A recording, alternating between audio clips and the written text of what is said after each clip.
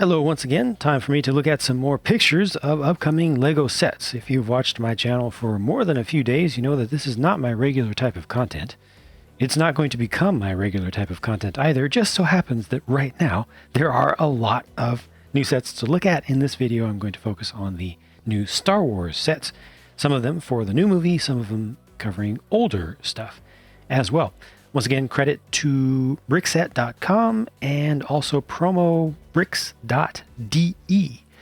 This is the Poe Dameron's X-Wing Fighter number 3, the third one that they've done, and it looks rather different. You know, a lot of this in the front and the center of the fuselage looks more like a T-65 to me than the T-70, but obviously the engines have that classic pre-A New Hope test design where they come together, and that's a new build. So they've made some substantive changes this time around. I can also see that the rubber bands are inside there now, so that's a bit different as well, though they also have some on the back because they need them on the front and the back so that it stays more stable than it once did. There we go. Let me get into some pictures without all the box art background stuff. According to promobricks.de, this is going to have 761 pieces and cost €100, which means it could cost $100 US. $90 US at the least. Hopefully that'll be discounted very, very quickly by retailers, because that's just way too much. There's no way $100, even $90. I'm not happy about that. I like the look of this thing. I like the design of it. I think that the wing, the S-foil mechanism is probably going to work better on this and look better, closed and open both, than on the previous ones. They keep trying to improve it. They definitely improved between the first and the second. I think this will improve once again, but we shall see. So, there we go. Okay, there we go. There are the figures, a different Knight of Ren. Will we eventually be able to get the entire crew together? I do believe so. Pretty good figures overall. Moving on, the Sith Tie Fighter. Okay, I have thoughts about this that are just personal and completely biased, and you're just gonna have to deal with it because it's my video. Tie Fighters. Okay, and tie craft in general. There have been many of them. Most of the designs that have existed up to this point have actually been made non-canonical because so many different tie things were created in the EU, the expanded universe, which are now Legends stuff. This is a new design. Basically, every time that somebody does a new tie design, they just change to a different geometric main shape for the wings, and or add or remove some geometric shapes for the wings. I personally, as a sci-fi fan, particularly as a Star Wars fan, I'm tired of them doing that. They keep coming up with new things, and I don't know. It just bothers me personally. I do worry that these winglets right here, the little ones, may either rotate back or fold back, which would make this an incorrect design, once again, from LEGO. I just feel like the way they're designed, the way they look in the trailers, I feel like they're going to move and create kind of more of a diamond shape. Just my thoughts. But yeah, overall, I feel like we don't need more tie designs in the Star Wars universe, but that's just me. It has nothing to do with this, this set. There's another Knight of Ren. That's good. Finn, I hope Finn's going to actually be useful to some degree in this movie. Overall, this does look cool, my own personal peeves about it aside, this does definitely look cool. Some nice looking plates in there to allow you to get some sharp corners. That's very good to see. I like new pieces that are useful for many different things, and old pieces that are useful for many different things as well. This is a proper tie. It does have the twin engines on the back. Wait, sorry, I'm looking for it. I don't have a good picture of the rear for you, but you can see it right there. They are actually stacked through little nubs. They're stacked vertically. So it is a proper tie, at least. That's a print on the front. I'm going to move on. Oh, no, I'm not going to move on yet, because I need to tell you this has 470 pieces and is believed to be going for €70. maybe $70 US, putting it right about in line with previous Tie things. Hopefully that will also be discounted. Moving on to another Rise of the Skywalker set. Got a little one here that will probably be a very, very, very strong seller. The Sith Troopers Battle Pack. Comes with these two interesting Sith Jump Troopers and one single regular Sith Trooper. So this is a nice, cheap way to get at least another Sith Trooper, just the regular one. And you also get these new Jump Troopers in red. Don't mind it, you know. I personally don't think that Sith Troopers are going to work out that well in universe. I think fans will end up having some issues with them, but they look so cool though. So I don't mind their existence because of that. And I actually think that I like the Jump Troopers better here, especially with their packs. And then you get the little speeder, like the one that was in Force Awakens, you know, like a miniaturized version of it, which works. It puts the figures from the set in there. I like that.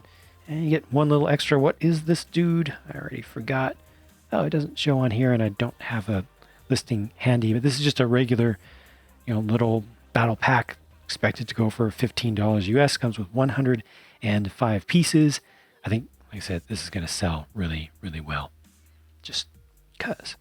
Okay, this I'm very happy about as well. It is a microfighter, which I think is generally a good thing, and it comes with Zori Bliss. So this is a super cheap way to get a Zori Bliss if you don't want that full-sized version of the Y-Wing, you know, but you do want a Zori Bliss figure. This is perfect. That's one of the greatest things about microfighters. They let you get a pretty good figure for a cheap price, you know, without having to buy a big old set. So $10 for this. This one is 86 pieces here. And yeah, this is also $10 for Kylo Ren's new shuttle microfighter with the proper black color and the ability to bend the wings properly. And again, you get a nice figure with this one. So you're able to get the new version, the Rise of the Skywalker version of the helmet for Kylo Ren. Doesn't come with a cape. Would have been nice if it was, or a cloak. Cape. Would have been nice if it came with a cape piece as well, even if it's not necessary here. But yeah, again, $10, 72 pieces for this one. Gets you a pretty nice figure. And I think the microfighter itself looks just fine for what it is. And then here's one last microfighter, which takes us away from the new movies and takes us all the way back. Look at that. T-16 Skyhopper with Skyhopper pilot. That's nice. Tuscan Raider. A Bantha. Brick-built Bantha with a little bit of blue showing up right there. That's too bad. These horn pieces are cool. I think the Bantha isn't the best looking thing here. Or the best looking Bantha they possibly could have made. I think the face looks pretty good. The sides, I don't know. It's not completely convincing to me personally. But, you know, this will be a little bit of a niche product for some folks, but I think some will be able to appreciate it. It's similar in vein to the Dewback and Escape Pod set from the last series of these. So this will have 198 pieces and costs $20 because it has, you know, it's basically two microfighter sets together. And again, a little blue piece. Man, I wish they would fix that. Actually unlock the color of that and offer it up in a different color. Two perfectly good figures. Yeah. And another different Alliance style or, you know, pilot helmet. Good guy pilot helmet style. I don't know. They always do a good job on those. Okay, here we go. So I really wanted to... I've been dreading getting to this point because I feel like no matter what I say, it's going to anger some folks, and I don't want to anger folks just talking about toys, but I don't like this set. This set angers me. This set bothers me. This set, I believe, is completely incorrect. I wanted to have respect for this set based on its name, based on what it was going to cover, but I cannot respect this set the way it is designed. Why? It has no high ground. Come on. Everybody wants the high ground. You need the high ground. Comes with a Obi-Wan, doesn't have the high ground. Look, here he actually technically doesn't even have the high ground, even a little bit. Which, okay, maybe that was accurate for a moment. I guess he could go up here, but I really wanted this to be on the shore. And the fact that it isn't just kind of ruins it for me. That's a good Obi-Wan right there. I want to see the alternate face of Anakin a little bit better. The angry, the Sith coming through. Not Anakin, right? It's Vader at this point. I want to see that picture a little bit better. But I like these prints on the torsos especially. Good little hip print there as well. And if those leg prints actually line up, this will be a very good Episode 3 Anakin figure, I think. But I am definitely disappointed in all this. It doesn't even display that well. If I can get past my own personal biases, I feel like it doesn't even display that well. And the fact that they used red instead of orange, I don't know. I'm personally a little bit disappointed in that one. Obi-Wan's hut. Okay, finally get to look at this. Looks like another piece of an incomplete cantina set, but this is pretty cool. This is a proper little bit of a proper scene, an important scene. I mean, almost all scenes in at least A New Hope were important or are considered important by now. And I like this quite a lot for a number of reasons. Look, you got a little training droid right there. That's a Leia, not a reused Palpatine. The training droid is a print there. Looks like a pretty good Luke. I'm going to be able to get another R2 with a really, really wonky head print, as always. Comes with another Tuscan Raider. I like those. What I like absolutely the most about this set, though, is the blue milk carton. No, it's actually not that. It's this. The fact that this will all close up completely around all sides. Fantastic. I hope they'll be able to do that more and more in the future, because this is exactly what you need to do for a small thing. Yeah, make it small. This one, I guess I should have told you the Duel on Mustafar set was 200 pieces approximately for $25. This is another small set that is just complete, more so than most that they do. This one is 200 pieces exactly, $30, or 30 euro at least. Could be $30. A bit overpriced, but at least it's really, really good. The figures are, I think, pretty good. And the build is good. Comes with that little print and stuff. If this actually retails for $25, I think it'll be cool. Luke's Landspeeder. Man, is it just me, or have they done a lot of Luke's Landspeeders with a lot of different designs? A lot of different designs. So they've gone back to stickers now. Okay. I thought the last one was actually pretty good, but okay. Going back to stickers for the 50s diner style, shaped stainless steel, I guess, kind of look. I think it looks pretty good. I do think it looks pretty good. The engines look pretty good. Has a tiny little bit of terrain over here for a Jawa. I didn't look at the Jawa that carefully. We will be able to momentarily, I believe, but I think it's a new print for those. Yeah, the level of detail here is good. Did we really need another Landspeeder, though? Lots of stickers. Probably more stickers on this one than they've ever used.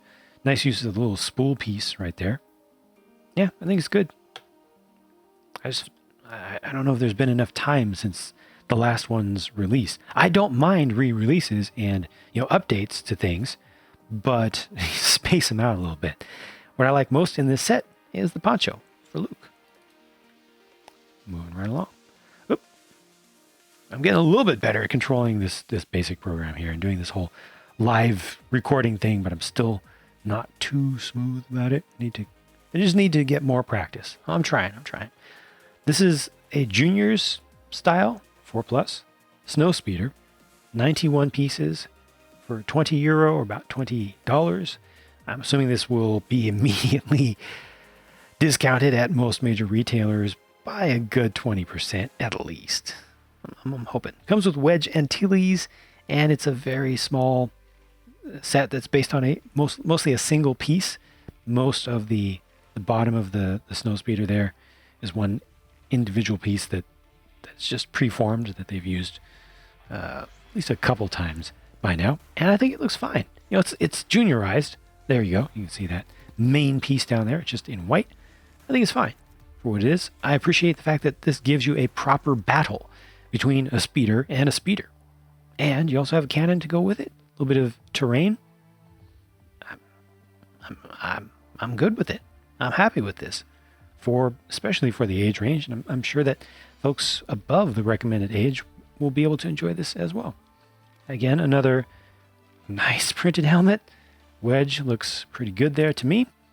I'm happy with it. Yeah, there's a better look at that. Look at that. Always with the details. Always with the details on those helmets. Very good stuff. And that's just it for these. Hope you enjoyed this look at these. If you have any thoughts, leave your comments while you can. And I will move on. Like I said, this is not the normal thing for me. This is not my normal type of content. If you're new to this channel, it's just that this is new pictures season basically right now. So I'm just going through and giving you my personal thoughts. And once the sets come out, at least most of these I will give full reviews to. Thanks for watching. I'll talk to you again soon.